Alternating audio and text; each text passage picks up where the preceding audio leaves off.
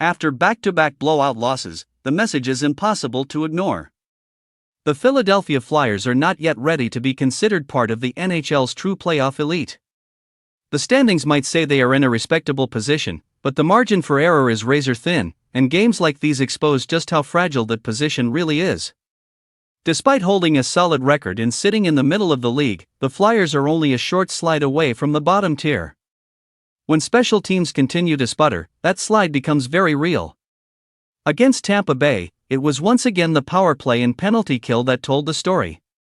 The Lightning converted twice on the man advantage, while Philadelphia failed to capitalize on its own limited chances.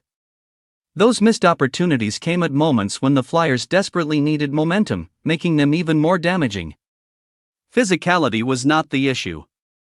Philadelphia outhit Tampa Bay by a wide margin, but effort alone doesn't bridge a gap in speed, execution, and skill. Trying to overpower a faster, more precise team only highlights the difference between contenders and teams still figuring themselves out.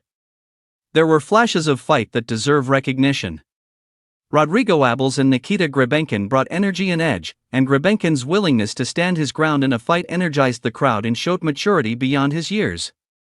Still, those moments couldn't mask the growing frustration boiling over across the roster. That frustration showed itself in ugly ways. Sticks slammed. Tempers flared.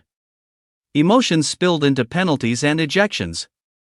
When games get away from a team mentally as well as physically, it's usually a sign that answers are running out. Tampa Bay simply had more solutions. For the second straight game, the Lightning dictated pace, controlled space, and punished mistakes.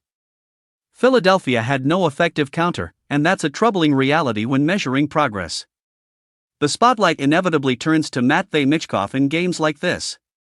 When the Flyers fall behind early, he should be the kind of player who changes the game. Instead, he struggled to make an impact. Head coach Rick Tocchet's comments about him being easily neutralized raise important questions about deployment, development, and whether the system is allowing a franchise talent to thrive or fade into the background. That contrast in coaching philosophy compared to previous seasons is becoming increasingly evident on the ice and on the stat sheet. When elite skill is muted rather than amplified, the margin for winning shrinks even further. The numbers reflect that uncertainty. Playoff odds dipped after the loss, and while veterans speak about consistency and effort, those explanations only go so far. If every loss to a top team follows the same script, then the Flyers must confront what that says about where they truly stand. These games weren't just losses. They were a measuring stick. A reminder of how far there is to go, and a clear definition of the standard the Flyers must reach if they want to be more than just competitive.